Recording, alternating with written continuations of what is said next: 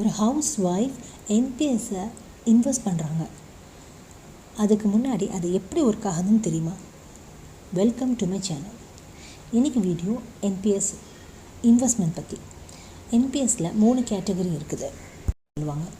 Equity, corporate bond, government bond.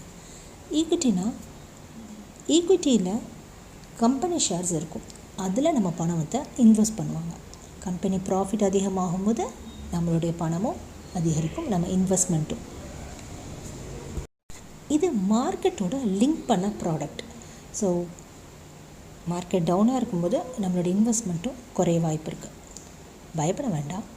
Short டேர்மில் up down எல்லாமே இருக்கும். லாங் டேர்மில் ஆவரேஜாக ரிட்டர்ன் பார்த்திங்கன்னா 8-11% பாசிபிள்.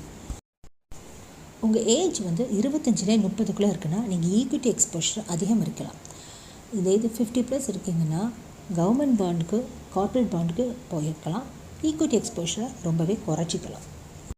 இங்கே டைம் தான் எல்லாமே. உங்களோட ரிட்டைர்மெண்ட்டுக்கு எவ்வளோ டைம் இருக்குதோ அதை பொறுத்து தான் இந்த இதில் நீங்கள் எவ்வளோ எக்ஸ்போஷர் பண்ண போகிறீங்கன்னு சூஸ் பண்ண முடியும். செகண்ட் பார்த்திங்கன்னா கார்ப்பரேட் பாண்ட்.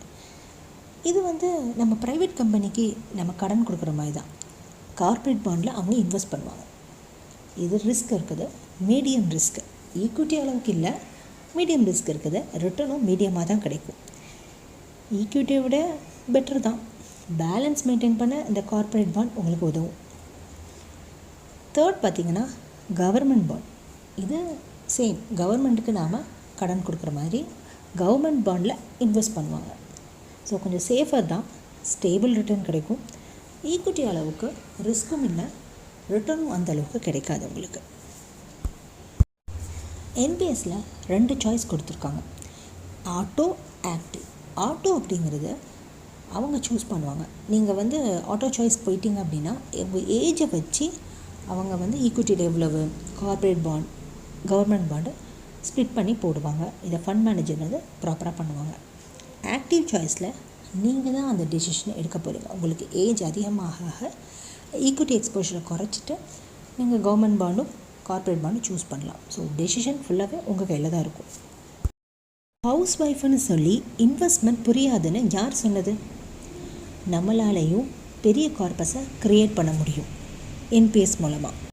இப்போவே ஸ்டார்ட் பண்ணால் நம்ம ஃப்யூச்சரை சேவ் பண்ண முடியும். கார்பஸும் நல்ல பில்ட் ஆகும். ஸோ வீடியோ பிடிச்சிருந்தா சேனலை சப்ஸ்கிரைப் பண்ணுங்கள், லைக் பண்ணுங்கள், ஷேர் பண்ணுங்கள். Thank you. Next video NPS calculation பற்றி பார்க்கலாம்.